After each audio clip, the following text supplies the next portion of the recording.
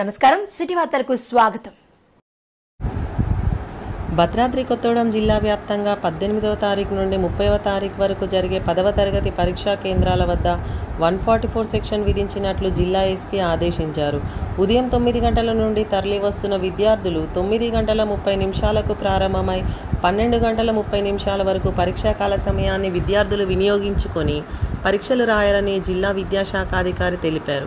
పాల్వంచ, ములకలపల్లి మండల పరిధిలో 2 మండలాల్లో 11 సెంటర్లలో 2199 మంది విద్యార్థులు ఈరోజు 10వ తరగతి పరీక్షకు హాజరు కానున్నారు.